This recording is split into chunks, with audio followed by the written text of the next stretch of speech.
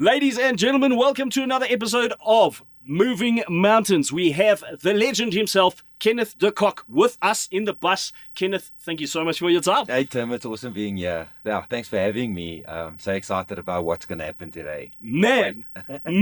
Okay, so you guys are in for a real treat. Kenneth, as we usually do on the show here, can you just tell us where you're from and what you do for a living? Awesome, thanks Tim. Yeah, so I'm from Brakpan originally. Can anything good come from that place? Yes, the answer is yes, absolutely. And what I do for a living is I work with men to help them recover from, wait for it, porn and sex addiction. Drop the mic. Woo!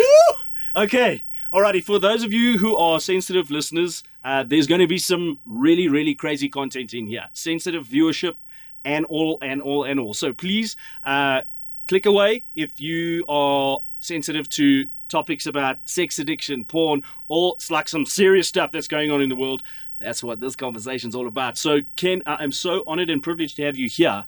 And you're from Brakpan, and you are now coaching and helping men break from, and women, break from sex addiction and porn addiction. This is crazy. Okay, just give us a little bit of a thing on what you do. Okay, awesome. So men is my main focus. I help men recover from pornography and sexual related compulsive behavior. And at the same time, there's another aspect to that, the flip side of the coin, if you may, and that is helping women heal from betrayal trauma, something called betrayal trauma. Tim, now that is something that's completely different, like people don't really understand, or men mostly don't understand the impact of their behavior on their intimate partners, on their wives, on their girlfriends, and that is something that's just next level. So we help the men, we help the wives or the women or the partners, and then lastly, once the men are stronger, the women are stronger, we bring them together to enhance or to boost the relationship at the end of the day. That's the goal. The whole goal. Oh my word. Okay, so it is definitely not an easy task. I mean, there's a mountain to climb here, and every guy and every girl that joins this program comes with a history. They come with a set of things that sometimes you've probably, as a well-seasoned coach, have never even heard of. You're like, wow, okay, let's do this. So the world is a messy place. But the real curiosity I have is, how in the world did you find yourself working in this space? I mean, what's your history? How come you are the go-to guy in South Africa, literally, when it comes to porn and sex addiction? How come you find yourself in that space? Where did it start? That's a good question. So how deep do you want to go with that answer? Like, it's a bit of a story. So let's go, man. Let's hit it. Okay, cool. So, I'm sure you guys are wondering, like, how do you get involved? How do you become a sex addiction coach? Let's go, man. Sex addiction recovery coach. Recovery coach. Difference.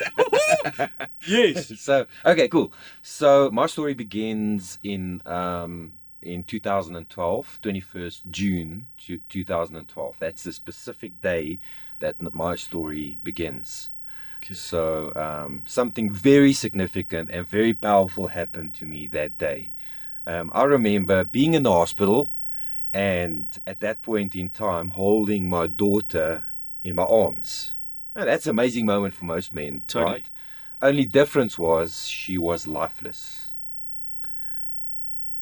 Oh, flip. Yeah. Okay. So 31 weeks, stillborn.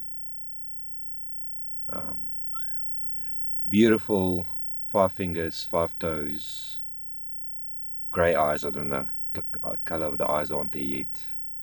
She's just not moving.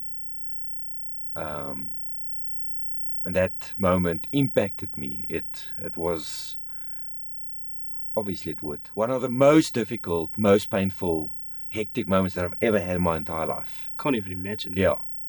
And it got a little bit wilder after that, can it even? I've known and loved Jesus almost, fully 100% since about 1995. That's when I met him. And I've helped thousands of people with addiction issues. So now, my daughter has passed away. We looked at her body and she's just not there. And then the next moment, maybe not the next moment, a few moments before that, actually, before she was born, the doctor said to us that she's not moving and they would have to take her out. And in that moment, a person called, because obviously the word went out. This person's baby's died, and me now. And hold on, were you a pastor? Are you a pastor? I am a pastor. Okay. I've been a pastor. Yeah, I studied in. So you've got like a support group, a community around you. Yeah. From wherever you are. Yeah, yeah. They've just heard, Ken's baby didn't make it. Yeah, yeah. So at that point in time, I was in full-time ministry. I think this happened in 2012. I went full-time 2000, so about 12 years in ministry that this thing happened. And then when this happened, the phone rang, and I'm like, who's calling me in this moment? Where the doctor, like everybody in the hospital, doctor telling us, like, we're going to do a C-section now. We have to, and I said, hello, it's Kenneth here. And the next moment, someone said, hi, like, I can't even remember the name, but I'd like to pray for you.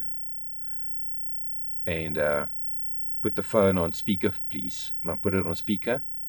And then all of us standing there, and this person prays for the baby to be revived. Tim, that was probably the single most painful event of my entire life. I think that's something that is not very wise, especially not if you're going to not reveal yourself afterwards. It shattered me. I was standing there like shocked in disbelief. Will somebody just step into this moment here and just push the red button, switch it off, or just it was so uncomfortable. So there's this call and someone's busy praying on the other side saying, like, in Jesus' name, revive this baby, and you just like, dude, shut up. Like, it's, I appreciate it, but like, whoa. Yeah. What in the world, man? Yeah. Yeah. And I love Jesus. I have always, but in that moment, you are shattered. You don't know what the heck's going on. Lost, hurting, confused. Don't know who's on the phone. And then now here's a phone call. Oh my gosh, I'd lose my mind. It was horrible. It was horrible. Disgusting. It was very difficult. Very, very difficult. I appreciate that person's gesture, but motivation.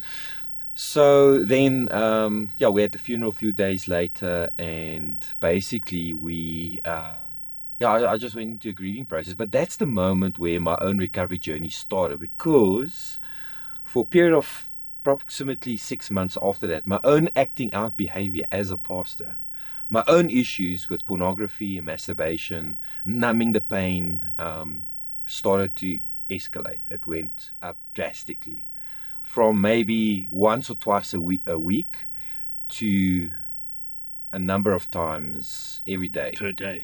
Yeah, it just escalated. It just out of control. Yeah, so I just want to, so you're a pastor at that point.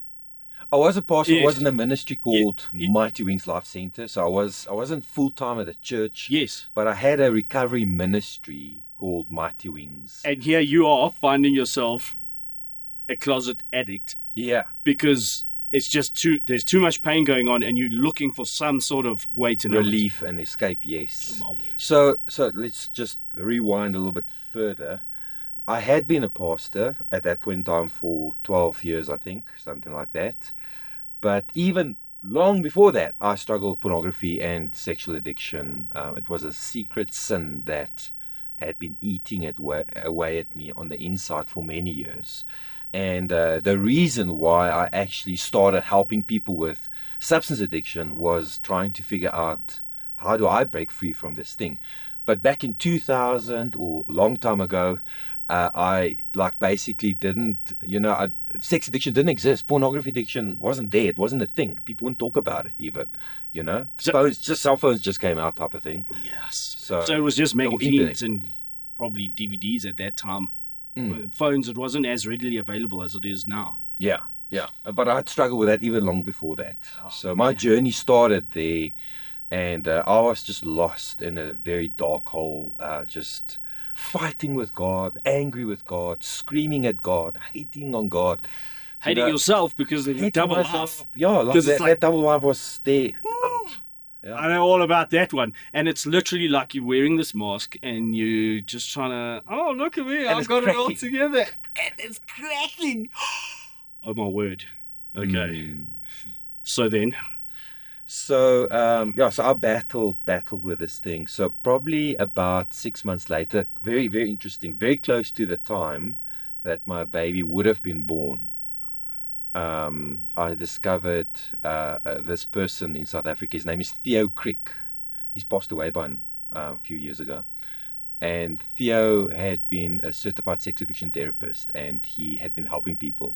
So the Mighty Wings Life Center was a drug addiction rehabilitation outpatient community-based center. Did you establish it? Yeah, I started with Carol and Rodney Kaiser. They started that program, and I joined them, and we had probably about 300 people at that point in time. So you started a drug addiction help program. Yeah, but struggling with this thing myself, yeah. Not drugs, but the sex addiction. Sex addiction. Yes. That's insane. So you're running a drug addiction center. Yeah. But the addict in you is not addicted to drugs. It's addicted to the porn and the sex side of things. And even before that, I started another ministry called Reach. The Reach program still runs today. And that also helped addicts. And that was started about 2006, somewhere there. And before that, I helped like hundreds of drug addicts on the streets. So it was a very successful program. And it's still running to this day? Yes. Okay. Yes. But I battle with the sex addiction stuff inside of me. But there's this there's this thing in you where it's like, so I'm helping others at least. I'm helping others with their addiction. I don't know what to do about mine. I'm trying like crazy, but at least I'm helping others. Yeah, it wasn't like at least. It was like I'm helping other people passionately and powerfully. And I don't understand this thing inside of me. I wish I could get free from this. And God, please help me praying, fasting, doing everything in my power to find relief from that. But with the same passion, helping all these people outside as well. Woo! Okay. Yeah. Whoa!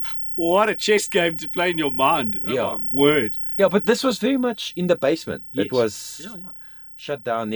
I never thought, when I did it, I would feel crappy for 3 or 4 days afterward, 2-3 days. But I would just push through and help people on this side as much as I can. Yeah. Oh, man, what a place to be in. It's literally like I'm helping addicts, but I need help. Yeah. Yeah. So Theo Crick. Yeah. So then Theo, he came to Mighty Wings Life Center, and he presented a seminar on sex and porn addiction for the whole day. I invited him. I initiated this thing.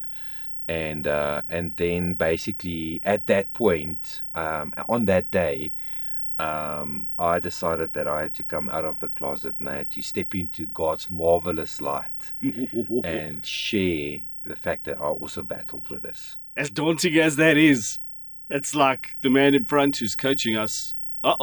He's got some skeletons in the closet. Oh, my word. It's literally like, because you're in a place of authority now where people are looking up to you and respecting you and like, oh, man, you know the dialogue in their head is, he's not perfect, but he's definitely got it more together than we do. And then you go, okay, cool, here's the bombshell. Boof. I'm a porn addict. But it wasn't a public admission like okay. Woo! Man. So he presented the seminar. At the end of that seminar, I went home. I ran my wife a bath of water to, like a bath, and then I got in there naked as the day I was born, and I just said to her, listen, I also battle with pornography and sex addict. I'm a sex addict. Oh man, just to get to that place of admission, it's like you're under just so much pressure. You've tried everything, and now it's like it's almost like the admission is just the start of the journey. Like, hello, can we just shine a spotlight on it? Yeah. Oh my word. Needless to say, it shattered her. I can just imagine. Yeah. I can just imagine. Yeah, very painful. This was 6 months after the baby passed away, so massive disappointment. It's literally like a Jenga tower with all those blocks, and you pull out that one final the wrong block, one. Man. No, everything crashed down marvelously. What? Oh my word. Yeah. Oh my word. Yeah. So then So I think I should have done it maybe a bit, like dressed like this. But I don't know, in the bath, that was also very symbolic. Just been like in the kitchen. Sorry, love. I've got this issue. But now you're in the bath. My word, eh? What a moment. What a moment. Yeah. And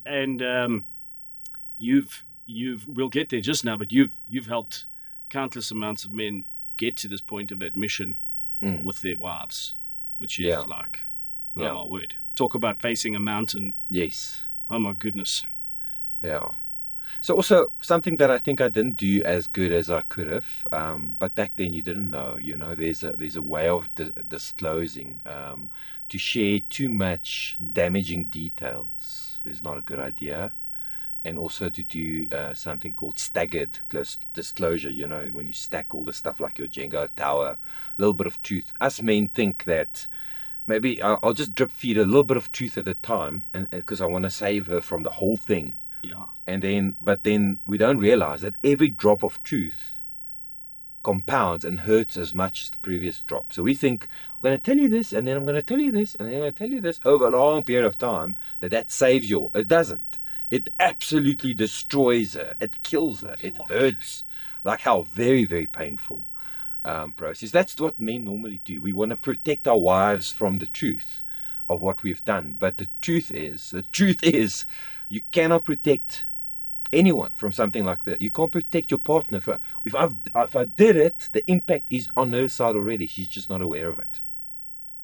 Yeah, and I think part of the definition of being a human being is living in truth. That's if I didn't tell you the truth, that's an insult to who you are as a human being, because we are creatures of light and truth. This is insane, because we're talking a bit about the history of where you found yourself leading towards becoming a sex addiction recovery coach. But now it's like you just step into a role of being a sex addiction recovery coach. It's like it's just so much more powerful if you, the one who's coaching, has actually walked that road and have gone, okay, cool. So, yep, I understand the mess that it causes. So I understand it. I feel it on my skin. I know what it feels like. You literally can feel it in your bones. Yeah, and I still feel it in my bones. Yeah, I'm connected to that moment. That is insane, man. Yeah. That is insane. Okay, so at this point, you've divulged the bomb to your wife. What happens then? Yeah, so then I decided to disclose. The second person I disclosed to, my wife was shattered, by the way. But then I disclosed to my co-director at Mighty Wings, and I told her the whole thing. They were shattered and very hurt and broken by this news. And I was like, I didn't know that this is what I had. I knew what I was doing wasn't right. But now finally I understand that I'm also a sex addict. And they're very well versed in terms of recovery and addiction. So that was a big bombshell. The third person I told, if I remember correctly, the first person I told was my wife. The second person I told was Theo, the sex addiction recovery counselor. He was number 2, my help. The third person I told was the owner, the co-director of Mighty Wings Life Center, Carol. And then the fourth person was a church that I had been before the time, Pastor Ronnie. So sort of spiritual oversight. So very selective in who the people was that I told about the story. But it was all positions of power and influence and openness in my own life. So it was about finding the support and the help that I would need to become whole and healed again. I think for many people listening to this, you're very fortunate to have those people in your life that you could divulge that information to, because I think one of the biggest traps is like, oh, who can I tell? Like I will be disowned. I will be looked at as such a sicko and as such just get away from me, man. Like no matter who I tell. Especially if it's a pastor or someone in the church or something like that. I mean, just to get to that point to tell them, it's like no, I just can't. I just can't. And that I think is where the power lies, in the darkness of just not shining a light on it, man. So fortunately, you had these people in your life that you could open up to. And then where does it progress from there? Yeah, so then basically I went into a therapeutic process myself. I'm still working on my own recovery till this day. This is what, 14 years ago. So I went into a process with Theo. I started seeing him. He lived all the way in Krugersdorp. I'm in Benoni, by the way. So it's about an hour's drive to get there for a session of an hour long and an hour back. And that happened twice a week. I was just so committed to find healing for myself. So I started the process. My wife was still very shattered. I think the approach back then was very different. There wasn't much space for the wives, the betrayal trauma that's very specific to this. Where does she go for support? Yeah, there wasn't anything, there wasn't. It was just like, we help you, you've got the problem, sort of very much ignored and left in the dark. The other side of the coin, it's like, the man has got the issue, but the lady has to deal with that. Yeah. She has to sleep next to that. She has to try and stay with that. Yeah, and the impact that side, the impact is, I thought all of this stuff was true, and because it's intimate betrayal, the moment that the break in trust happens, that runs through, and she questions every single event, every single memory. It's like if you light a bomb, it's like that thing that burns. Man, the goes back, it like burns to every memory. It runs back to the very first day you met this person, and then it's like, what is wrong with me for not seeing that this person had this problem, that he wasn't faithful, that he wasn't he promised, behind the pulpit, well, in front of the church, in front of everyone, that he was going to be loyal to me, and he wasn't, So that was a devastating moment for her, I think, at the time as well. So, very, very painful. So then I started helping. I started working on my own recovery with Theo. Probably about 6 or 7 months into that process, we came to a point where something else in my life had been revealed or spoken about that I had to sort of resolve and deal with. And that's another chapter complete, some stories from when I was very young. I had also been sort of abused sexually by a number of people, and and some of that stuff came out at that point after in sessions with and that adds to the trauma of why you are addicted. Yeah, it's not an excuse. No. But I mean, obviously, as a 4, 5, 6-year-old, come on, man, stuff, you're not responsible for what happens to you, but for how you deal with it. I decided, even as a young person, that I would, because the perpetrators then swore me to secrecy, like, you're not allowed to tell anyone. I took that on, and I didn't even trust my parents with this information. But where that came out was, basically, Theo spoke about, so in conversation, he put a chair there and he said, you have to speak to your daughter. So my daughter's name is Janique. And he put a chair there and he said, imagine Janique would come and sit on this chair right now. What is it that you would say to her? So I had to face this terrible loss out of my own life. Wow. Yeah, that's a very, very deep. That's insane, man. Yeah. Your daughter that didn't, the stillborn daughter. Yeah. You're now going to have a conversation with her on a chair. Yeah. Which yeah, obviously it's not real. You know, so but look, you got to face that emotional reality. Oh my gosh. Yeah. So, and this is all just part of the healing process. Yeah, that was part of the healing process. So for me, that moment is very much alive. It's still a living experience. Obviously this stuff, it's not in the Bible. You can't talk to dead people and stuff like that, but it's a symbolic therapeutic conversation. Mm. And that conversation carried just so much power in my life. So I remember her sitting, I can see her still, like in my mind's eye, or in my imagination, I recall very clearly, very vividly what she looked like. It's as if she's there. There's no one there, just Holy Spirit and Jesus. No, totally. But then it was like, I spoke to her and I asked her, why did you decide to leave? Why, that was the question that was in my heart. And she said, because me and God decided God gave me the decision, the option either I would be in your life for a short period of time and make a massive difference, or we would have a normal father-daughter relationship, and the impact of that would be, you'd just be normal dad, you know? So that was her choice, the way she explained it to me in this therapeutic conversation. And then I remember she slapped her hands on her lap like this, and she said, Daddy, what do you think, coming from you, what do you think I would have chosen? And I was like, so she asked me back. So I said, without a doubt, short time, massive impact. That's what I would have chosen if you had given me that decision. So sort of the answer came out of myself. You know, it was like, I understand now why she had to. That didn't alleviate the pain, by the way. Not at all. Loss and the grieving process carried on for months and years after that.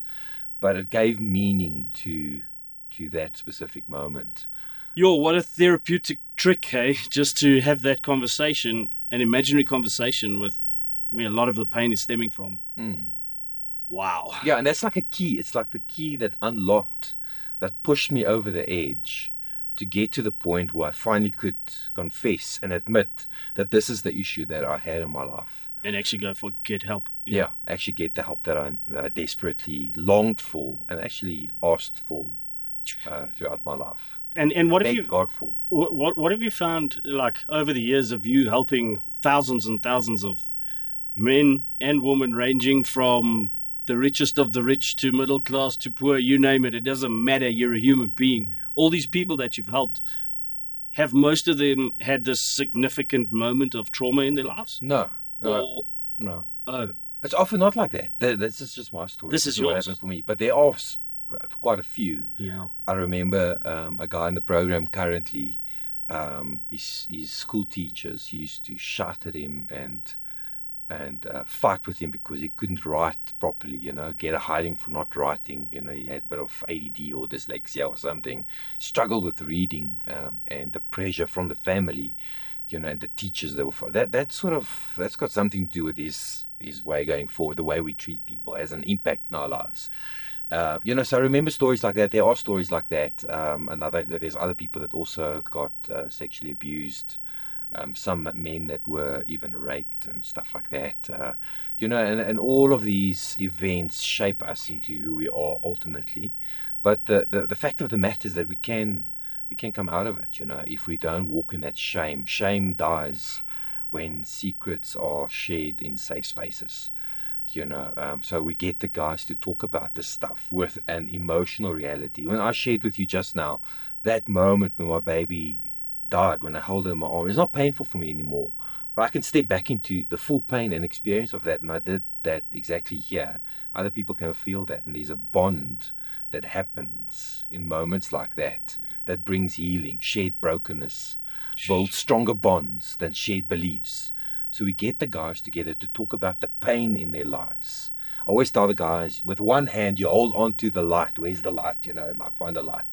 You hold on to the light with everything inside of you, and with the rest of your body and your other hand, you jump into the darkness and the pain of someone else's life. You know, and you hold and you trust God that He will transmit His light and truth through your being into that guy's heart. Not trying to change him.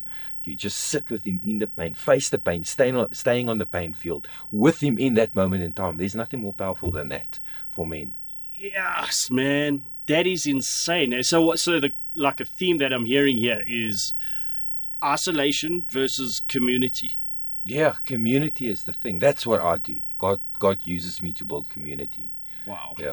So there's a saying that says the opposite of addiction is not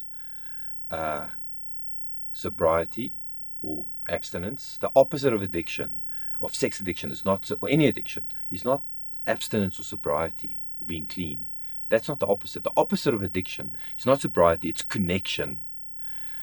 Oh, wow. So connecting with people, opening up my heart, speaking to people. But then something that I like to add to that is that the cure, I'm brave enough to say that the cure of addiction is not connection. It is community. It's God's original design. It's what He planned for us to have. And when we enter into that broken, heartfelt, emotional, connected community, That's where the light eats our heart. That's where we can hold the light and hold the heart of someone in darkness, and that light will transfer. It's like that's the instrument that God uses to reach us in our darkest of moments. That's insane, man. And you know, darkness throughout the Bible is equivalent to lies. You know, so when I speak the truth, I step into the light, because truth and light are synonymous, and darkness and lies are synonymous. So you're stepping into this guy's lie, and you hold him there, hold his heart, and you hear him, and you embrace him.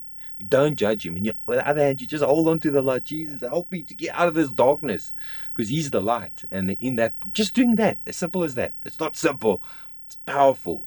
The light starts to reach his heart. He feels accepted, and he can actually go, let's walk in the light now, and let's find the next guy to hold the darkness in his heart.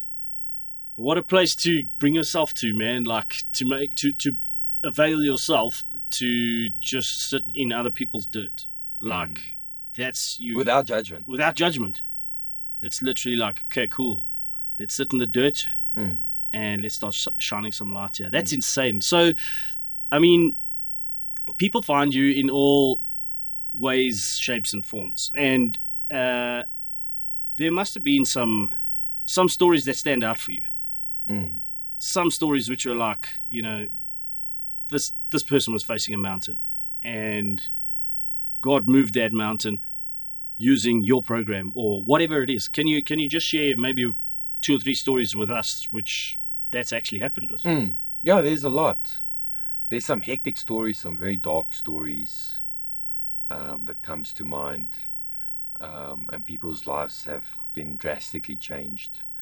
Another one that sort of comes up for me now is there's another person on the program, a really amazing person, and he has also been unfaithful to his wife since even before they got together. He had lived this lifestyle thinking, like I think most men think, that this is going to go away the moment that I get married or whatever. It's just going to get worse, eh? Yeah. But then so he cheated on her during the initial phases of their relationship, and then got married, and then after that thought never again, and then cheated on her again. And this guy, she caught him once in a relationship, and that actually, I think that happened quite recently, and yeah, and then basically she discovered years later that, you know, there has been many. So and that just takes the trust and just dissolves it instantly. Pushes it completely. Yeah. Yeah. Another story like that also comes to mind is so he had a little book that he would write the names of the people, and old school gentlemen, been married 50 years. Yo. And in 50 years he had been unfaithful to his wife hundreds of times, like 180 or something, names that he's got written down. What? You know, so when he did his full disclosure, which is part of the process, very scary process, you have to have big cojones to share the full story with your wife. So, baby, you're not the only baby. There's been 180 others. Yeah. It's not like, you know, even one is enough to, Yeah. you know, but there's been 180. Yeah. Woo, man. And that takes courage to get to that point, to go like, hey, man. Yeah, This is the truth. He's an elderly gentleman. We literally had the paramedics on standby, you know, on speed dial, when he shared his story with his wife, and he just sat there and he faced his truth. No stagger disclosure, no drip feeding her. This is the full truth. This is what I've done to you. Broken, tears running out of his face. But that's half a century of like just cheating. Yeah. Yeah. And then she stood up and she said, please, can we have a relationship now? I forgive you. And hugged him. What? Held him. And they were crying in each other's arms. Jeez. How does... Okay, that's character right there. How is that even possible? That's the question. How is this possible? How can any woman forgive? And I'm sure ladies, women listening to this right now would feel like that I'll never forgive him. But the thing is, if I or you or anyone, any guy in the program had to approach his wife with absolute remorse that is visible, and emotional connectedness and feeling the pain of what they've done, if they had to repent, that truth is irresistible. It is, it is like, I'd rather walk with somebody that is honest, open, truthful about where they're at than faking it and taking a risk with someone else outside there that will be presenting the whole world and not living in truth. Oh man. So do you find yourself these days facilitating those conversations between the husbands and the wives? Yeah. So the program takes men to that sort of space eventually. Keyword eventually. Yeah. You don't just start out. No. No. Hey baby, I've done you wrong. No. No, it takes time. It's a very hard, very difficult process. One that most men would never want to tackle. They don't want to do, like, no, who wants to do that? No one wants to do that. So when men join the program, we help them to get connected with themselves first. What's happening inside of me emotionally? What am I feeling? What did I feel when this happened or that happened? And I think the core reality is that men have emotions. Like, newsflash, men have emotions. Like, we actually feel, and we actually feel deeply, and we actually feel a lot. And the emotional center of our brain is called the amygdala. That's where the fight, flight, freeze responses is, and that's also the seat of emotion. Without that part of your brain, you can't be a human being, because it's very primal. It's part of the it helps you survive. Yeah, it's a survival mechanism. So men think that they don't have emotions. So then, and we taught also. What society taught you about emotions? And it's literally like, if you do express that, you're a softie. You're a softie. You're weak. Yeah. You're not good enough. Yeah. Yeah. You're not strong enough. Cowboys don't cry. Yeah. And as a result, putting on some masks, and the mask is just more and more secrecy. Layers of masks. Yeah. Layer upon layer upon layer. Dark. It's dark. It's painful. It's lonely. That guy that's sitting outside there watching this video right now, very popular in the church, prominent, but alone in a crowd. It's just me. Like, no, there's no, like, even if I'm out with my mates, the only time I feel connected with them is when we have a drink or two. Then it's sort of, but still, even in that space, I have to carry the mask. I have to keep it up. And even if they did drop the mask and share, it's not real, because they're numbed out. They're not connected. They're disconnected from themselves. Disconnection. So, yeah, so it's a massive problem in society, I think. Men have emotions. So we teach men how to connect with your own emotions first. That's one step. The second step is how to connect with those around you. How to help the other guys around you with, like, how to connect to those guys and how to help them also. If both sides try to connect with each other emotionally, and it sounds very mushy. It's not like, oh, we're crying in the corner. It's not like the crying in the corner thing. This is like, when that thing happened to me, it hurt me. When my wife told me that she was going to leave me, I'm not going to see my kids anymore, I felt rejected. I felt not good enough. I felt like the scum of the earth.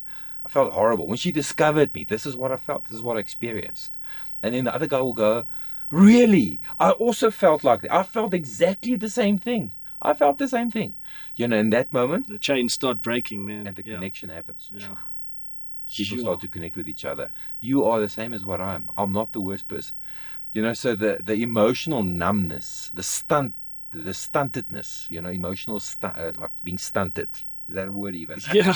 Yeah. So like the emotional development gets stunted. So the moment they connect with each other, they like realize, I have emotion. I feel deeply. And not only am I feeling, I feel exactly the same as what you felt. Like, what? I thought I was the only one. I'm the only messed up one that feels like such a failure. It's like, oh no, there's plenty of us, man. Yeah. And then you go into the depth of the different experiences that they've had. That shame when they connect with other people. on that shame level, the shame starts to break, and they start to go. They find freedom. It's like the load gets off their shoulders. Oh man, that moment when you can share it in a community, in a safe space, and it's like, oh my word, I'm not alone. Yeah. That's probably one of the most liberating. The rest of the journey is like, that continuously building and doing things and making sure that you're doing the right stuff. But that initial thing of just like, yeah, and you get me? Yeah. Where do you even find a space like that? And I think you're just in a prison until you find that. Yeah. Yeah. So for me, coming back to my story of abuse, I was sexually abused a number of times before the age of about 6 or 7. And these people saw me to secrecy, which meant that I was completely like isolated. Because I thought if I'm going to tell someone, they're going to hate me. I'm not going to be good enough. Like I'm going to betray. I'm a betrayer now because I'm coming out with the truth. Yeah, it's so warped and twisted, man. Yeah, and then some of the people that abused me were women. So I shut women out. I blocked them out for a period of 3-4 years as a young child because they were just such a threat to me. Because it was a woman that hurt me. Yo. So other girls my age were shut out. And eventually they became the object of my own obsession. And that's how this thing came in. So the solution that I'm bringing comes from my own pain. I experienced massive connection when I started to live in the light, and connection with God when I lost my child. What's so awesome about this? Because in this day and age, everyone can be a life coach. Do an online certificate and boom, I'm a life coach, and like come to me and I can show you how to, sort your life out and whatever. And when it comes to like hectic issues like sexual addiction, I don't want someone who's just done a stupid little certificate online saying like, yeah, man, come, let me help you sort your life out. Like, no. I would much prefer have someone who's felt so much pain because of the sexual addiction and then been able to rise above it. Yeah. How did you do that? Oh, you built a system, you built a program, and you applied it to yourself. Yeah. And you're still applying it to this day. And that's what I find amazing. And what you said is, listen, man, 13, 14 years later, I'm still slaving away at it, man. Just making sure that I'm dotting my I's, crossing my T's, and going, okay, cool. Yeah. Otherwise, you lose it, man. It's like every day I'm holding on by a thread. Yeah. But my grip gets stronger. Yeah. Yeah. I get wiser. And I get wiser. Not a strong recovery, a smart recovery. I get more clear. My addiction, which will never leave me completely, by the way, has become my greatest teacher and a source of inspiration. Wow. And it's called the gift of addiction. Addiction is an amazing gift if you know how to extract meaning from that level of darkness. That's mind-blowing, man. I've never heard that said. So addiction is one of the best gifts that you could ever have been given in life. Yeah. Should you choose to try and... Should you be in recovery? Yeah, exactly. If you're in recovery, addiction is an amazing, amazing gift. The gift of addiction. Because it just not the gift of recovery. Yeah. The gift comes from the pain. Yeah. The pain of this process. And it's hard. Tim, also, not by any stretch of anyone's imagination is this an easy journey. It's easy to sit here on camera in the limelight and like make this look like this is... No. Like I've got it waxed. Some days I'm battling still. It's a harrowing journey, man. This last year I'm clean 4,889 or 86 or something like that days. And this last year has been the most difficult for me in my own life. And I say that. I go to my men's meetings and I say to them, listen, can I also say something? The leader of the organization. Yes. Once again, the leader of this thing. And then I say, listen, you guys, I'm battling with lust. It's lust. I'm battling with it. This is a hard thing for me. And not one of those guys will say, but listen, you're supposed to be the example. Get your stuff together, living man. Free. Yeah. What's wrong with you? You are the leader of this movement. How dare you have lust issues? Yeah. I'm like, listen, I'm a man. This thing is not easy. Yes, and then sometimes people think in our organization, if I say battle with lust, that does not mean that I've watched porn and masturbated to it. No. You know, it means that the temptation is there, Yeah. and there's a pull there, you know, and that I have to run to my recovery tools, my practices, my community. One of the exercises that I do for myself, and it's progressed to this, and this sounds maybe a little bit excessive. I don't think it's the truth. Hey man, I'm all about going extreme. Like, so I see one person every single day of the week. You know, people go like, I have to see a psychologist once a week. I'm like, listen, like I've seen 3 in a week, you know, different ones. But it's not about psychology or counselors or, you know, I'm speaking my heart out as much as I can every single day, building connection, one-on-ones every single day of the week, Monday through to Friday, you know, and I've done that for years on it. We call it a 5-man plan in Grace Online. Like, listen here, what's happening with your lust? What's happening in your heart? Where are you at? You know, how's your sexual relationship with your wife? how's that going? Yeah, what's happening there? You know, one of the dreaded questions. We like asking this one in group. How's it going with your masturbation? The guys like, It's just such a cringy question. Like, I've been clean for 448 days. Why are you asking me that question? You know? And then, well, no, but tell me, do you still have desire? You know, do you want to be, you know, do you think about stuff? Do you see? Do you have eyes still? You know, there's a difference between seeing and looking. You know, are you looking or are you seeing? Yes. You know, you can't stop seeing, but you can stop looking. You know, Yeah, so we ask people that, and they're like, oh, you know, and we like. There's a funny story. There's some people on the program that live in Kuwait, by the way, so they'll know who I'm talking about. That's fine. So he was driving home from his work back home, and he had the headset. No, he didn't have headset on. I think the Zoom meeting was playing live in the car. We didn't know that his wife was sitting there. Oh, so the guy's like, how's it going with your masturbation? And he's like, yes, guys, I'm sitting here next to my wife, you know, like, but anyway, there's nothing that I'm hiding from her. I'm going to tell you guys. And he shared his truth, you know, like this. What a beautiful place to be in. Yeah. Wow. Open. What a beautiful place to be. Hiding nothing. Oh, man. Yeah. That is just too awesome, man. It's powerful. Wow. Living in the light. Yeah. But they also, like, fortunately, we asked him the question, because probably wouldn't have asked the question if there was anyone else. But he has been extremely open with his wife. Fortunate. Since that one, you know? Yeah, that's like, don't get to. Thank God. After the Zoom call, you're like, you good there, bro? You didn't, you know, is it all still fine? I'm like, it's not my fault your wife was sitting next to you. Want to bring her to the meeting, you know? But that's insane, eh? So it sounds like a lot of this progress is just achieved through these meetings. What is it? Is it online? First of all, like, what's the name of your thing? Grace Online. Grace Online. Yeah, there's a bit of a story there as well. Okay, yeah. Can I tell you? Yeah. So my deceased daughter, or she's still alive, just not in this world. Yes, yes. Her name is Janique. Have you ever heard anyone called Janique? Janique, no. Yeah, it's quite unique. Unique, yeah, for sure. So Janique comes from the same name as John or John, and it means by God's grace. Oh, wow. You know, and Grace Online started when I started my recovery. Grace Online. Oh, wow. Janique. That's so cool, man. Yeah. That is so cool. I discovered that, well, beginning of last year. Like, Grace Online is the same name as Janique. That's insane. and Grace Online started roughly the same time when Janique would have been born. Oh, wow. So, and in a therapy session, we discussed that, because I was longing my daughter, and the person said, well, what does Janique mean, the psychologist person?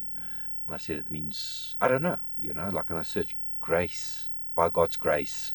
And she's like, why is your organization's name Grace? And when did it start? And she's like, maybe you've built this entire organization as an expression, your perceived expression of what she would have been like. And I thought about it. Grace Online's got a personality.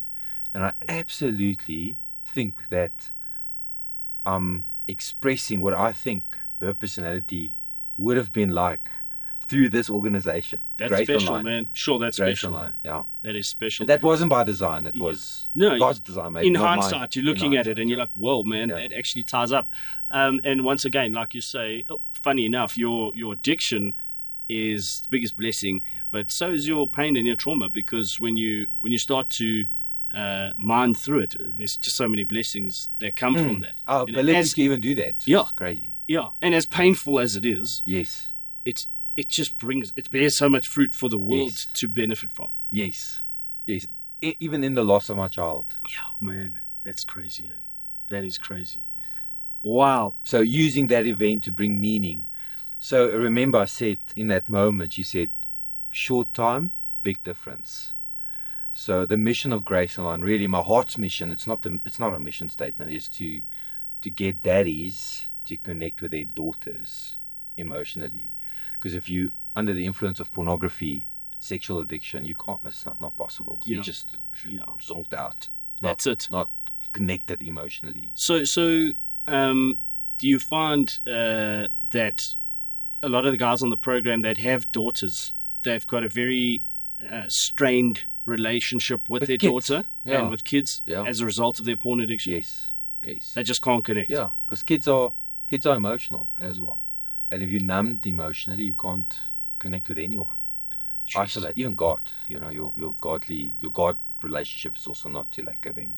Oh man. So look, we in 2026 and there's so much information about porn addiction and stuff online. It's literally like, I could Google it and how to beat my own porn addiction, or like, and then there'll be e-books and PDFs for days and YouTube tutorials and all of that sort of stuff.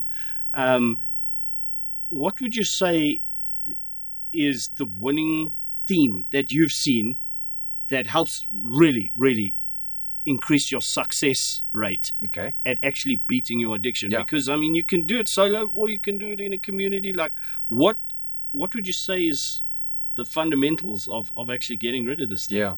So for me, community is the answer, because I don't know how to do this outside of community, number one. And I find very few people. If you had to go look out there, you'll find very few people that is really successful and living a life of transparency and vulnerability and connectedness on their own, Even if they're doing it, I don't actually think it's possible. Even if a person's doing it by himself, there's still a community of people. It's maybe an informal community. Yes. But there must be some support. I don't know. That doesn't make, I can't. I don't know. I can't imagine how that would work even. So that's why you're so big on communities, Yes. literally, because you've seen, listen, man, Yes. you try and white knuckle this thing, you try and do it by yourself. Sorry, pal. Yeah. You're going to just go in the same old circle Yeah. that you've seen. However, we created a community here at Grace Online. Yeah. With safety barriers and with Pull in, dude, because boundaries. this is where the Yes. chains break. Yes, absolutely. And I love it. It's a community of about 300 people. So inside a community, I think the most powerful tool that we have, not everybody uses this because we're all different, is journaling. Something as simple as journaling. I swear by it. Yes, man. You won't find anyone that's successful without that level of emotional regulation. It's emotional regulation again. It's really How do I prevent my cup from running over, feeling overwhelmed, and then I go to the acting out to numb the. So journaling, but then we have 3 very specific, top secret strategies of how to journal. I'll share that with you. Nothing's secret with us. I want to help people. Well, it's like at the end of the day, you can do that journaling stuff all by yourself, and it won't be as effective as if you're doing it in a community. Yeah. So the fact that you're sharing these 3 top secret things is like, Yeah. you can try it by yourself. I mean, try it, but Yeah. geez. Yeah. So what are they? Yeah, so journal, we've got 3 levels of journaling. Journaling level 1 would be to write down, what am I feeling? So 5 emotions. It's not even the norm. I think emotional journaling, that the concept of emotional journaling is the first secret. So take your page and write 5 emotions at the top of your page. A big key here is also that positive and negative emotions overwhelm. Not that this isn't math. The one doesn't cancel the other one out. We've been taught this. Positive. I've had more people relapse after the Blue Bulls won a rugby game, than when They've lost someone or something. yeah, when Charlie Kirk was shot, whatever. People that we don't know how to deal even with positive emotions. So what you're just saying is a heightened state of emotion. Yeah, Whether positive or negative. Yes. Don't know how emotion- to handle this. Yeah, and emotion isn't good or bad. It just is. It's what I'm feeling, and I can say this is what I'm feeling right now, and have someone else safely on the other side receive it. So write down 5 emotions, any 5 emotions, but try and have positive and negative ones. And then underneath that, write down okay, let's say the first one is, give me an emotion. Guilt. Guilt. Okay, so guilt. So now I'm going to focus on the guilt. I felt guilty when I masturbated to pornography. The following day was horrible. I hated the way that my boss treated me. It irritated me, but I couldn't stand up to him because I felt an incapacitating level of guilt and shame around this thing that I've done. So now I've taken guilt and I've broken it down to 5 other emotions that sort of support, fueling it. That's fueling the guilt, and do that. That's level 1 journaling. That's powerful, man. I think that just that by itself will unlock and help you cope with so many things. Yeah, but now you have to take that to someone else, because this is fuel to connect with other people. So then share. So we've got something called battle stations in our program. So battle stations is a space where 5 men get together. There's a bot that checks if you do certain preventative recovery activities, of which journaling is one. So many of the guys will take a picture of their journal, their raw heart language. Emotions are the language of the heart, and they'll post it in their battle station, open for everyone else to read. Where are these groups? Are they? They're WhatsApp based. That is genius. So people are already on WhatsApp, and now you've established these WhatsApp groups for battle stations. Battle stations, yeah. And there's like a scoring system. Yes. Where you literally are like, okay, you got to be journaling, you got to do X, Y, and Z every day. Healthy activity that you get to decide yourself. If you don't do it, you get a strike. The bot gives you a strike. If you get 3 strikes, you're kicked out of you're booted out of the group. This is insane. So you basically gamified. Yeah, it's gamified. Yeah. You've gamified porn addiction recovery. Yeah. Oh my God. This is the best thing ever. Okay, so at the end of the day, you've literally got journaling as one of them. Now, I don't want to steer away from the 3 keys to journaling, because I am obsessed with journaling, and it's my number 1 advocate. For anyone who I've coached is literally like, okay, we're going to start with journaling. And it's literally a case of that first one of you writing down your emotion, at the emotions at the top of the page, and then that big one that they're all fueling. What was the second key to journaling? So there's level 1 journaling. Level 1. Then there's a level 2 journaling. So level 2 journaling is, I know not everybody believes in God or has a relationship with him. He's very real. Jesus is very real to me. And very close. He feels close to me. And he guides me, speaks to me. So level 2 journaling is writing at the top of your page just 2 words, and that's Dear God or Dear Jesus. Do exactly the same thing. So instead of just emotionally reflecting, you're now directing that to God in a conversation with him. Emotionally. Wow. Yeah. God, I hate being shouted at. This is what I'm feeling right now.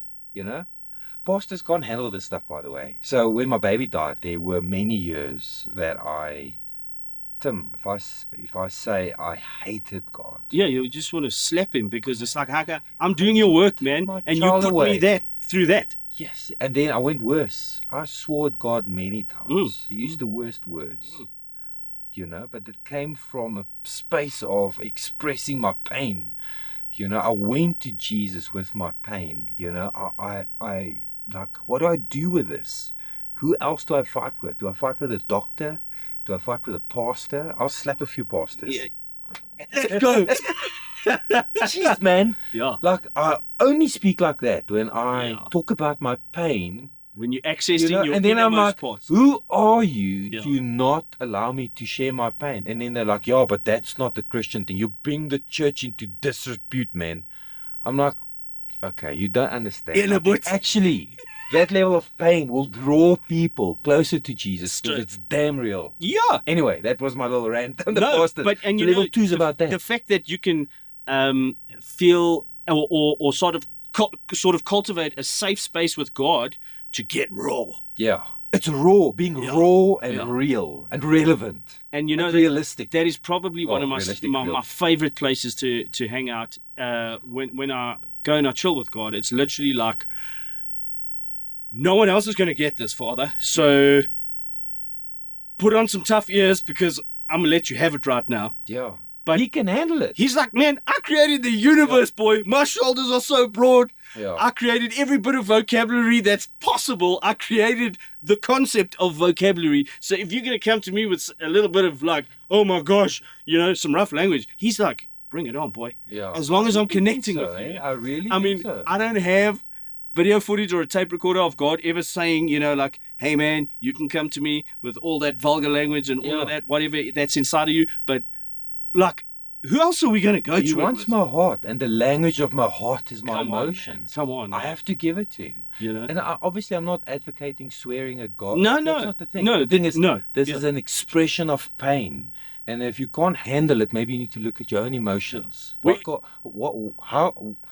can't you deal with, like, obviously I love pastors, I love church. Yes. This is not an indictment No, or no, an accusation no. on church. But like, yes, man, just feel my pain here. This is a pain-based statement. That's insane. So level 2 journaling is, dear Jesus, this is what I feel like today. Like, if I look at Jesus, did he have emotions? Like there's a lot of emotions. Yeah, man. Yeah, for Like sure. Jesus wept. That word in itself is like a gut-wrenching, like cry out. Even knowing that I'm going to raise this person from He from did the dead, but anything. he felt it. Yeah, he did anything but suppress some emotions. He let them out, man. Yeah. Like, Well, how loud can we shout, my God, why did you forsake me? And that's scripture, by the way, that he quoted. That's insanity, Like, man. quoting scripture. Oh my God, why did you, like, hanging there, broken, bruised, like, this is like, mother, that's your child, that's like, No, come on. why do you care even about the relationship between people? Because you feel it. It's like you feel. Like, So of course he wants you to come with that raw feeling. there's nothing that I felt that he hasn't felt. Yeah. Recently I had a conversation with him, and I was like, God, why did you take my child? And I mean, this is not, maybe again, not 100% biblical. Yeah. But it felt to me in my heart like he said, but you took mine. And I was like, what do you mean by that? He's like, who do you think put Jesus on the cross? It was your sin. It was your lies. You took mine. Holy flip, that's crazy. Like I had hand in his crucifixion. Maybe one of those lashes. And I mean, the crucifixion is also, it's eternal. It happens forever. So every time I sin, Jesus is like, another one here. Like, I've taken the punishment of that one. Then we're serving an insane, crazy. We don't even understand. He's so in love with us. Yes. Like, next level. Oh, man. And how can you enter a space of unbelievable next level love without emotion? Emotionless, just like, our God, Technically creator of correct. Our God, creator of the universe, thank you for today, and bless my kids, amen. He wants way more than that, man. Yeah. And it's almost like, so this level 2 that you, because I'm seeing some parallels in some of the things that I've built and governed my life on, and have helped some guys with, not nearly to the extent that you have, but I'm just seeing the similarities. But one of the things of the level 2 journaling that I've found very helpful for myself, as well as the other guys, is getting to the boxing ring with God, but there's a ring, which means there's rules and there's boundaries. So let him have it. Rules of engagement. There's some rules of engagement, man. So let him have it, but make sure that you remember your position in relation to him.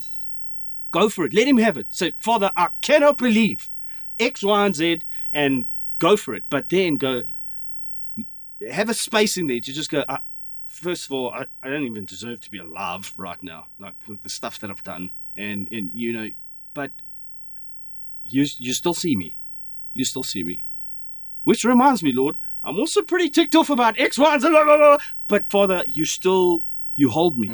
And if you go and you read the Psalms, it's like you often see that David's got this regulation of like, but Father, and just remind yourself of your posture, and then go for it. So it's like, and I'm not trying to create a formula of prayer here, it's literally just like, just completely lose it with God, but bring yourself back and go, okay, Father, but still, man, how you have just blessed me beyond anything. Yeah.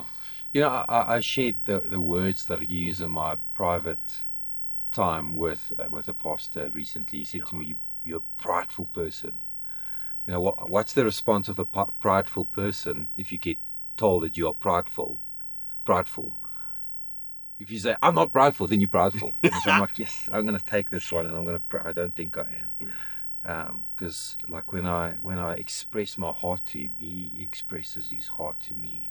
Yeah. He comes and he envelops me. He holds me. Meets you right there. He's like, listen, like I know what it feels like. I hear him. I hear that echo back in my heart.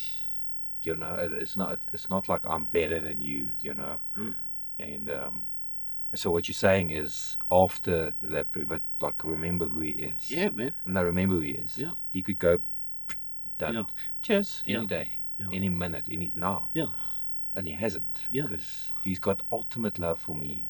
And I don't deserve it. Absolutely don't deserve it. None of it. Yeah, None of this. Yeah. What have you done to earn that? Nothing. Yeah. Come on, man. So that's level 2, journaling. Level 3, where does that? I'm not going to tell you. Okay, hold on a second, eh? It's like, go to graceonline.co.za to find out. What would the key there be? Okay. Yeah. So level 1 is connecting with myself and sharing with people around me. Yeah. Level 2 is a little bit more private. It's in Dear God, and then I express my emotions. Level 3, you would start your level 3 journal with Dear Tim. And now you're talking to yourself. And it's not just talking to yourself, it's allowing him to talk to you through you. So this is what God would say to me. Oh my word. Yeah. So it's just a relationship. So that's probably where you said, Dear God, I know who you are. You know, maybe that comes into the level 3. It's a two-way conversation. And you know, sometimes the things in my level 2 and 3 doesn't even make sense. I'll go, God, I hate you for taking my child. That is very painful. That, like, why did you do that? Why did I have to lose my kids? And then the level 3 will be like, Dear Kenneth, I am God. I have loved you always, and I always will. Done. And I'm like, that doesn't even make sense. It's what I said. How does this connect to level 2? It's just, it's just so powerful. It's so powerful. Oh my word. I had a guy in the week saying to me, you know what I wrote? It was like God was using my hand and wrote, you should see this stuff that this guy, I wish I actually could ask him to send it to us. And it's so important to write it down, because if you sit there and you're just mulling it over in your head, there's no focus and your thoughts are all over the place. But if you externalize it. I don't use a pen and paper. Typing. Yeah, I'm typing on my phone. I've got Google Keep and I'm just going for it, man. Yeah. And sometimes hours go by and I've just got these paragraphs of like dialoguing with God, but you also got to give him a space to talk to you. And how can you do that? Also by writing. You know, it's not this magical hand on a wall that's going to like write letters and you got to decipher it. And it's like he created conversation, so it can come through. I think we just need to embrace that inner child a little bit and go like, you know what, I think this is possible. I think this is possible, because it's so absurd actually. Like, oh my gosh, God's using my hands to write to me a letter. It sounds just so stupid. You know. And then obviously I tell people what you're writing there, that's not absolute fact that is God speaking to you. That's what you think he would be saying to you. Yes. And sometimes it's accurate, other times it's not. Yes. Let's check it with people. Yes. But here he's alive, he's here. Let him connect with you on an emotional level. Or sometimes it's not even emotional, you know. Like I tried really now when I said that I'm God, I'm with you, that really came from a place of connectedness. I actually thought before the time I'm going to put some emotions in there, but it didn't come out like that, because that's not what I felt he would say in this sort of setting. Yes. For the specific people that's watching this podcast. Right? No, that's what he said. Yeah. It feels true and real to me. Maybe it's not, but that's my experience of it. Man, I swear by it, if you go and watch all the other episodes on this channel, it's literally I'm hammering away journaling. I'm literally like one of the first episodes we did, a lady just received next level breakthrough in her life as a result of journaling, but messy journaling. Like, let's get in there, not Shakespeare language, man. Oh, thou God, art thou, you know, blah, blah, blah, blah. I'm coming to you with my brake pan. I'm coming to you with my Benoni, my springs. Yeah. Let's go, man. You know, like, and that's what it is. That's so cool, man. So that's 3 keys. Yeah. That's super powerful. Yeah. And but these are not the keys, Tim. Yeah. Sorry to interject you. They are part of just set of principles. tools. It's the beginning of a whole process. What? And all these tools are obviously documented and in a very structured way within the Grace Online program. Yeah. Man, that is insane. So I had to do my own stuff with people to get out of my mess that I was in. Yeah. And I wish at that time of my life, this is like 15 years ago or 14 years ago, I can't remember. It's been well over a decade. I wish at that time there was a Grace Online, man. And that I was watching a podcast and that I could go to graceonline.co.za and literally just be like, oh, there's guys that'll get me. Because when over 12 years ago, no one was going to get me, man. The stuff wasn't there. The stuff wasn't there. Now you've made it available. Yeah. That is, in a structured way. It's community-based. It's online. The online thing's a bit scary. Maybe that's a bit intimidating. But the value of that is that you get to connect. You can change your name on the screen. No one will know who you are. You speak to people. And over time, the facade just cracks. And you're like, I don't care. Actually, I don't care. This is who I am. Yeah. You know, I'm not going to broadcast it on a Facebook podcast. No, but this is my space to get over this. Yeah, this is who I am. I walk in the light. I've got guys. Today, actually, there are 2 guys meeting each other in Brits, and they're going to play a bit of golf. And, you know, they're like getting together, and they're going to talk about building those friendships, man. Yes. There's another guy that went to Cape Town somewhere. You know, he's actually a police officer, and he went to visit one of the other guys, you know, and bunch of men coming together, and in June this year 5 or 6 or maybe 8 or 10 of them gonna get together in Durban, you know. And I had a guy last year flying from the UK over to Australia to connect with a guy there that's on the program. Like, we're flying over half the world to go meet people. So cool. Yeah, so cool. That community element is just insane, man. Yeah. And how it breaks out of the cloud completely. And look, there was no like when I was addressing my porn addiction back in like I say, I was about 12, 13 years ago. So there was none of this community stuff available for me. So I literally had to use me, one other brother that I had, not a blood brother, you know, one of my boys, and my then girlfriend, and who's now my wife. And that's what I had, man. That's what I had. And I think, you know, if you watching this and you still think you're alone and there's no one to go to, like, just open your ears and go to graceonline.co.za. It's like a no-brainer. Like I was in a time period where the stuff wasn't available, and like we had to slog it out.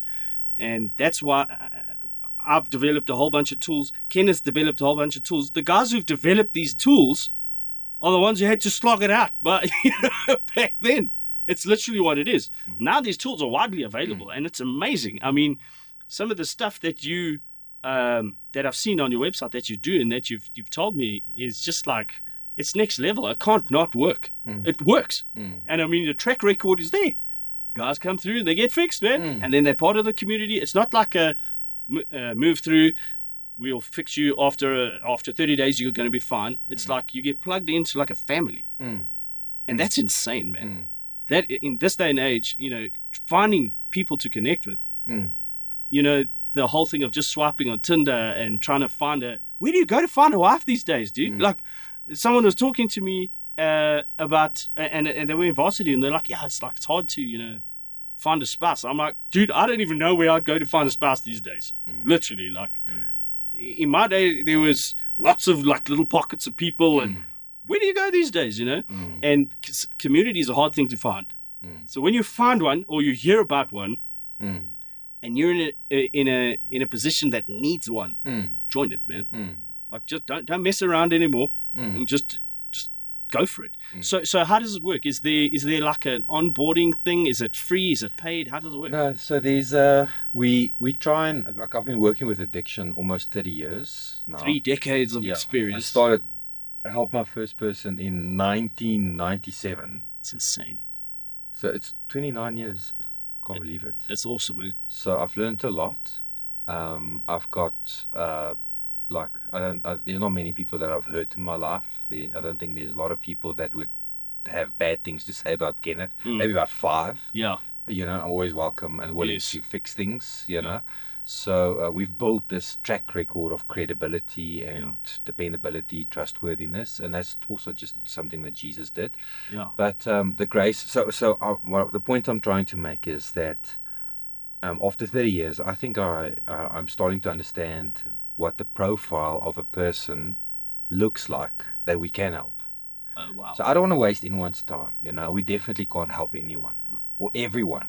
We definitely can't help everyone. We can help lots of anyone. So anyway, so when people reach out to us, there's a process that we follow to try and see if this person is a good fit for what we offer.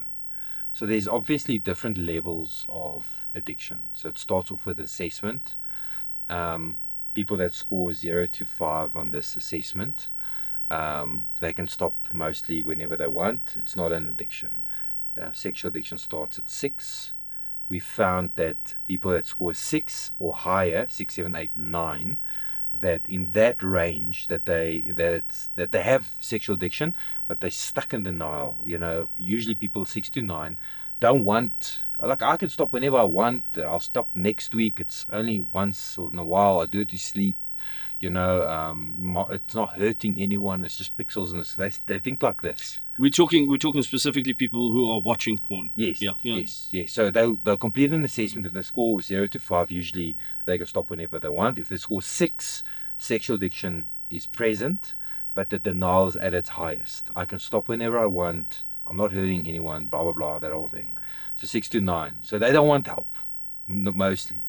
And then from 10 is the crossing point. 10 is where it becomes unlikely that a person will find help for a period of, that a person will be able to stay sexually sober in terms of their acting out behavior for a period of 5 years without help.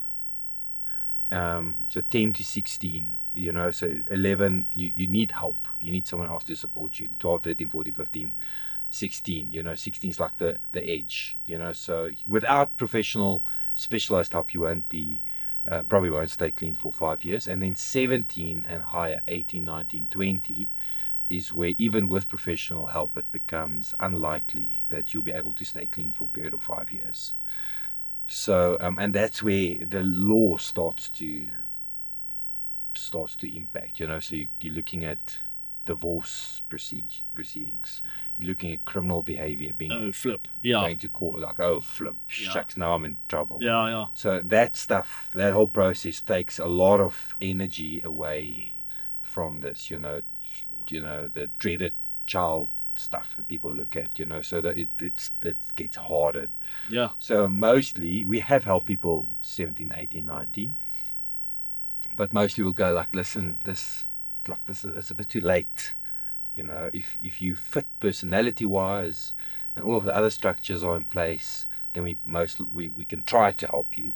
You know, and usually people 6, 7, 8, 9, they're like, why must I be with you? You know, like, I can stop this thing anytime I want. You know, like, and I'm like, then, you know, go do it. Or like, what are you doing here, bro? The denial and the arrogance are at its highest, you know. So, like, why must I now fight with you to help you? I'm not going to convince you, bro. Come when you need help. Yeah, come back a year or two later. And they usually do, you know. So, but then it's like, oh my gosh, Kenneth, like like my wife. I had a guy this week. He said to me, his wife asked him to stop. He promised that he'll reach out to me. If he does it again, you know, and then he did it again, and then I don't know, something happened, and he didn't. I don't think he reached out to me. But then he found a suicide note that his wife wrote, and he's like, oh flip, he's on a 9. He's like, oh flip, like my wife wants to kill herself. And I can stop this thing whenever I want. Like, something's not working here. Like, it's not. the numbers aren't numbering. You know, it's like it doesn't work. Something major is wrong, but I like. Oh, So maybe it's time. You know, you yes. sign on the dotted line because you 9 now. Maybe 6 months from now you'll be on a 10. Then you definitely need the help. So rather start now. Yeah. So the sooner you start, the easier the process is. But no, that's talking about the sex addict, the person that's got the pornography addiction. The wives, exactly the same. So there's a massive process that has to happen for the wives behind the scenes, you know, who are sort of left in the dark. So also maybe 5-6 years ago, our biggest problem in relationships were the fact that the men were advancing and accelerating in their own recovery so much that the wives felt left behind. Yeah, where's the support for them? Yeah, they were still here in the dust. Like, you know, like, you did this. And he's like, I've moved on. Yeah. I'm, you know, I'm healing here, baby. And she's like, still broken. And then he's like, but look, she's not like, I need to live my life, you know. And then we had breaks in relationships. You know, people like I've outgrown you now. And she's like, yeah, I can see, but I'm nowhere. So we started a program for the wives. It's bigger than the men's side now. What? Yeah. That's 180. I don't know, very like a lot of women on the program. So it helps them to heal with betrayal trauma, heal from betrayal trauma. So the thing is, and this is very powerful. And I mean, this sounds wrong. I think there's a lot of criticism people can give to lots of stuff that I've said here today. But this one, also another one. Yeah. And it's like, wife, you have a destiny and a purpose in God, even if your husband is not following his. You know, and that's an area where I think the evil one keeps them bound. Like, even if he doesn't do his addiction, God still has a plan for your life. It doesn't mean that you have to be held back by your whatever. Obviously it does, you know, but irrespective of that, God still has a plan for your life, and you need to become beautiful, awesome, brilliant, gorgeous, and every talented, the person, so much full potential. package of what you have to be. Yeah. Even if he doesn't participate. So do that for yourself. Yeah, man. That's actually my main message today, is if you're a wife and you know that your husband has betrayed you with pornography, then take on this process to start your own healing journey, even if he doesn't join, because you can be completely free, even if he's got a problem. You don't have to, you know, suck up to somebody that's nowhere and doesn't want to be anywhere. Yes. And you've got the structure for that in place to support women right now. Massive. It's probably bigger. It is bigger than the men's side. That is so exciting. And yeah, so for the ladies watching this, man, I mean, you've heard the conversation. And where did they go? Graceonline.co.za. Graceonline.co.za. It's literally like this. Yes, man, you've created something amazing here, man. So that's crazy. Obviously, with the help of your pain and your trauma, your addiction, other people. And how does it work? Is it just you, or is there coaches, or like? You know, we've got about, the other day we counted about 15, I think, consultants, and the staff members maybe closer to 20. So yeah, I'm not 100% sure, but there's probably about 15 consultants that has been trained by us that helps people. So they have a very strict process that they have to follow. So there's a cookie cutter approach where we give the training. Like today, I gave a cookie cutter level 1, level 2, level 3. It's the same. Yes, yeah. The information doesn't change. Information is the same. Yeah. So there's a video portal where people look at the lessons and they discuss that with consultants. But then the consultant's job is to personalize. Yes. To individualize the content to fit the specific situation of the person. And they're trained to do that. Yeah, they're trained to do that. Yes. And they're phenomenal. Yes, we've got world class.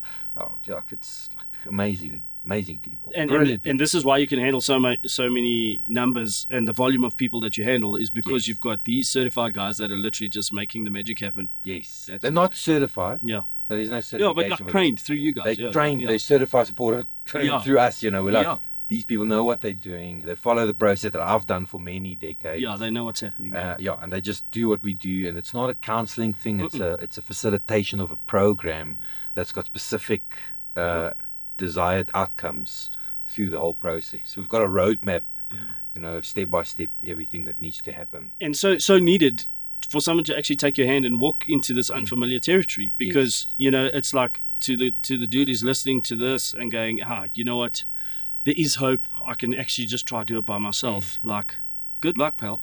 Like, how far has that mentality got you up until here? Mm. How many times have you tried to do it by yourself? Mm.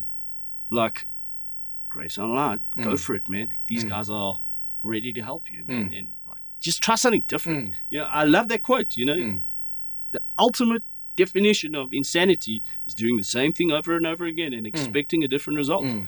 Break out of that. You like, get some other voices in your, especially the you know, these dudes have been trained in that specific area. Like, you're gonna stop your porn nonsense now, buddy. But there's a reason why it's all happening, and they take you through a process. Yeah, and it's done in love. And it's no judgment. No judgment. It's insane, man. So there's an application process, and then there are fees. Yes. And you know, because money is a symbol of commitment. Totally. Hey. Yeah. So people are not committed. The people that bite the hardest with the biggest teeth are the guys that we sponsor the most. I just had a guy, we sponsored him 96%. Oh, wow. Have you ever heard of 96% discount? Yeah, that's insane. You know, so it's not about the money. We don't care about the money. Yeah. But it's we just have our that, expenses. it's that thing of the commitment. It's literally like, oh, you got some skin in the game now. I know it's like you're handing out free things, man. Yes. And people are like, oh, it's free. Okay, cool. It's like a pamphlet at the traffic lights or the robot, whatever. But like, all of a sudden, when you bring your own finances to the game, and you can feel it, and it's like, okay, I think I'm actually going to do this. Yeah, that's awesome. Man. So we've got people from medical doctors, surgeons, psychologists, architects, accountants, you name it, lawyers, pastors, whatever you think. We've got from right to the top to people that's unemployed. That's insane. Sponsoring you 100%, just do the work, and then you'll find the commitment's not there most of the time. One of the ladies on our program that's also helping people, she attempted suicide. She was in ICU, almost died. 10 days, I think, she said. And then when she came out, she saw one of my videos on Facebook and then joined the program. She didn't pay a cent. She's been with us, I think, 3 or 4 years. She's helping people phenomenally well now. So it does happen, you know, the odd case here and there where people are, you know, healed, and they're so committed, they're so desperate, they're so hungry for more of Jesus to make this work for them. Wow. Yeah. So there's a whole process, and then there's a whole. It's designed to be like, people ask me often, how long must I be part of the program? And then I'm like, well, how long do you want to be clean for? Sure. And then because it's I want to be clean for the rest of my life. So I'm like, so this is a community. So I don't know, how long do you want to be part of the community? But they are certain, so you can, I mean, there's no contracts. People can resign you know, if a person does it a month, I don't like it, okay. You know, so sorry, it didn't work for you. Program or something, go somewhere else. But if you want to stay on, it's open-ended. We'd like to help people. And I mean, I think the main question people have in their minds is like, you know, what's your success rate? I don't know if you've quantified that in a number yet, but it's literally like, you know, the people that come to your program, there's a darn good chance they're going to get clean. Yeah, so we have, like, I haven't looked at that. I don't have the time. Maybe we are busy employing a psychologist that's gone through the program. Yes. He's in his final phases of doing his board exams. So maybe once he starts full-time in the organization, we will, you know, try and quantify that. Look at all, there's a lot of math and stuff. But every Friday today, as we speak, the guys are checking in. We call it clean day Friday, something. I don't know. So let's say you've got 500 clean days, and I've got 300 clean days today, coincidentally on the same day. Yes. So if you've got 500, I've got 300, but combined we've got 800. It's like a group score. Yeah. So the group, every Friday, every person brings these days, and they add it to a running total, and then our target is 36,000. That's so cool, because you don't want to screw it up for the rest of the group as well. Okay. Yeah. And our motto is leave no man behind. So if one person doesn't post in their battle stations, they go, why? What's wrong? What's happening? You know, where are you? Which is almost like this natural, organic trigger for accountability. Yeah. You've gamified the heck out of this thing, man. It's so good. It is so good. And they love it. Oh man, wow. Yeah. We're bringing in a new thing now. I can't wait for this one. There's 2 new things that we're bringing in. The one is called heart seat. like hot seat. Yes. I did call it hot seat, but then the one guy's like, no, yes, he doesn't like that name. Call it hot seat. I'm not going to go hot. Hot seat. Where we will have one guy share his story with 5 or 4 brothers around him that will ask him questions to help him clarify and find breakthrough. So again, leave no man behind. Wow. Everybody pulling together to help one guy find breakthrough, and then we're going to record the audio of that and build an audio library. So if anyone else has a similar issue, they can go listen to the voice. It's just audio. First, find their breakthrough, or come do the hot seat process again and find the oh man, these features. So these are some of the coolest features that I've heard. So you've got these WhatsApp battle stations that people join. Is that the first place they start? Or? Yeah, it's one of the first places they start. Yeah. And then you've got regular online meetings, yes, one-on-ones, and so there's 3 focus areas: men, women, and relationships. So men, women, relationships. But then each one of these have got 3 mechanisms. The 3 mechanisms are one-on-ones, groups, and battle stations. So that happens. So battle stations on the women's side is called WoW share groups, because women don't like getting strikes and stuff if they haven't done it. They will take the strikes. You gotta wire the game differently. It's a different. Yeah. So so then the 3 mechanisms are the one-on-ones, the groups, and the battle. So we try and bring people into that process as fast as possible. There's a whole orientation process that they have to go. It actually just, like, other than, going somewhere and being scared to share your dark and dirty secrets, sounds like a whole bunch of fun, man. It's a lot. They love it. Literally just sounds like the most fun thing ever. Yeah, a new thing that we started recently. I have a million ideas every day. It's like... you got to pick the one and do it. Yeah, we did this one. We started about 3 weeks ago on a Friday morning. So every day of the week there's meetings, except for Saturday. So Sunday, Monday, Tuesday, Wednesday, Thursday, Friday. So this morning's meeting, which was at 5 a.m. in the morning, we started getting the guys to speak to each other one-on-one. So you have an hour of people together on an online Zoom meeting. We break everybody into breakout rooms. And then you will speak to one guy, just you two. You can talk about the rugby, talk about whatever. But you've got 40 minutes to fill with conversation. Like a chat. And how that goes into recovery stuff and sharing my heart with, because it's just us two, So we facilitate the one-on-one, in-depth healing conversations. And people go, aren't you scared that they're going to do it by themselves? I'm like, that's exactly the point. That's the point. You have to go speak to everybody. Community, people. Yeah. That's insane, man. Yeah. What? Yeah. You've got lots of features there, man. It's not just a one-on-one call and you're going to do these steps and whatever. It's literally like joining a family, joining a sports club. Yeah. And just getting good at making sure you're towing the line and getting in touch with what your potential is. Another one that I discovered about a year ago, which we've been implementing since, is whatever you gain out of a one-on-one session. Let's say me and you have a one-on-one and you realize that there's a recovery principle that says the first thing you place above addiction, the first thing you place above recovery is the second thing you will lose. Oh wow! So just think about you've got to make your recovery number one priority. That's it. Yeah. Equal to your relationship with God. So let's say that's the thing. You're like, wow, okay, that's amazing. You have to share your takeaway, your golden nugget from every session in your battle station. So there are people in the battle station that maybe can't afford one-on-ones or what, They're like, yes, you guys are feeding us. Like, please share your golden nuggets with us. Help us, And then they share it with them. And then they have to be in another battle. Like there's a 2-tier battle station system. So anyway, there's a lot. There's so many things involved. So the first step, like if someone has to go to graceonline.co.za, do they fill out a form? Yeah, they click at the bottom of the page. You put your name, your email address, and your details in. It will take you. It will start you with the process. Okay. So and then is it all on the screen, or does someone phone you, or how does Yeah, so they just for people listening, and they're like, oh my gosh, like what do I have to actually do? Yeah. So when they arrive, they'll fill out a form, and then it will take them to the next page. There is a specific point in the process where we will send you a WhatsApp message. You start to connect with your consultant, the guy that will do the the intake application form or the intake interview with you, the strategy call.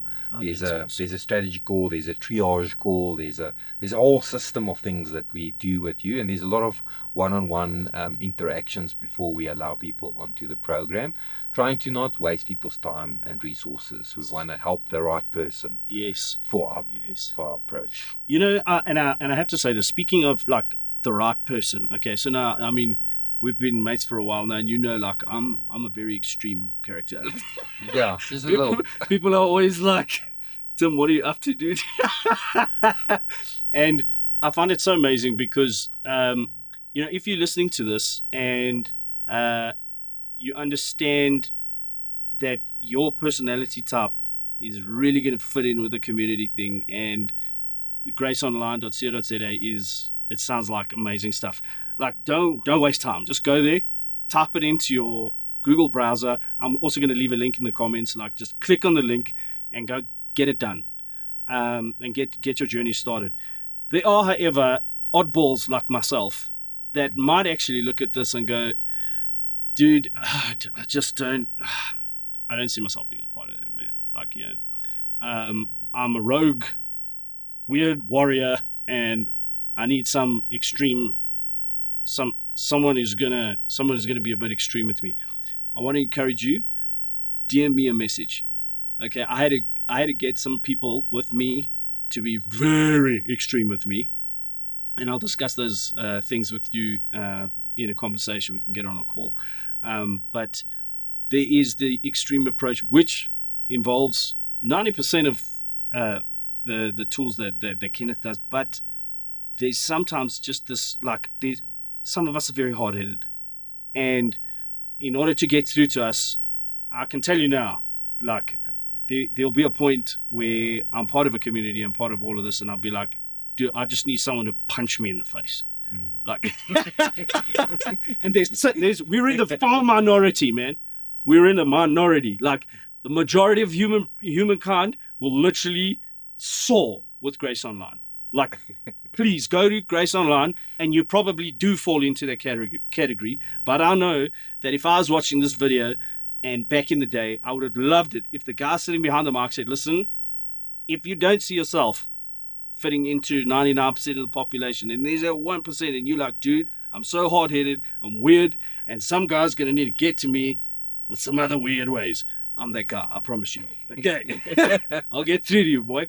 So, that's just a side note. Again, just DM me. I'm also going to leave my WhatsApp number in the comments. But having said that, this is probably one of the most refreshing moments of hope that I've heard for such a long time, is that there is a community now. You don't need to do it alone. I mean, even after watching this video, you might feel a bit motivated to do it by yourself, or, you know, like, oh, let me white knuckle it again, I can do it. Come on, like we said, don't go around the same bush. Go to graceonline.co.za, man. This is the furthest thing from a paid promotion. I'm not even like, I care about this stuff deeply. I've come from the worst place possible, wearing the masks, deep in addiction and all of that. And then developing some crazy tools, again, with my style and my flavor and my weird sauce that I had to do. And I've helped plenty guys do that, not even close to the amount of people that Kenneth has helped. And I just want to say, what an honor to sit across the table from a legend in this space. Because I know how hectic it is to do it yourself, but also to transfer that to someone else. Because people come through the doors, they aren't hungry enough. They're not hungry enough, man. Oh, yeah, no, I wouldn't mind, you know, getting clean. It's like, dude, you need to be hungry. How hungry are you on a scale of 1 to 10? You know, I want to kick my addiction. I'm about like a 5 out of 10 hunger. I'm like, dude, you need to be a 12, bro. You need to want to get that thing out of your life. Don't just sit there and be like, oh, I think I'd be better off without it. No, you want to get rid of it, man. And yeah, you are without excuse now. You've got the world's best Kenneth de Kock with Grace Online. In my eyes, he's the world's best. I've seen all the other guys, man. Kenneth takes the cake. And he's from Brakpan, and he's flipping legend. So you guys got to do this thing, man. I'm so excited to actually just hear some success stories. just based on what's been shared here. I mean, is there any sort of message slash anything you want to say to the guys who are listening right now? Can I ask you a question? Yes. Oh boy, you just flip the script, yo. How long have I known you now, Tim? Yo, Ken, man. Many years, I don't know. 7, 8? Yeah, something like that. Almost a decade, yeah. Yeah. And what I want to say about Tim, if I can speak to the audience quickly as well, like, this guy's heart is in the right place. If you resonate with him, absolutely contact him. His heart is in the right place. And from my side, I absolutely support him. I've known him many, many years. He is he's off the charts, crazy, amazing. Yeah, he'll slap you in the face if you need that. and I've also tried some of his techniques and stuff, and it like blessed me. It was really amazing. So I absolutely support you, Tim, in what you're doing. And I'd love for people to get free and find freedom. And I'm also looking at how we can sort of work together, exploring that. So, hey man, you know what? And I always say this: the payoff is when you see that person free. Yeah. Because you know how it feels for yourself. Yeah.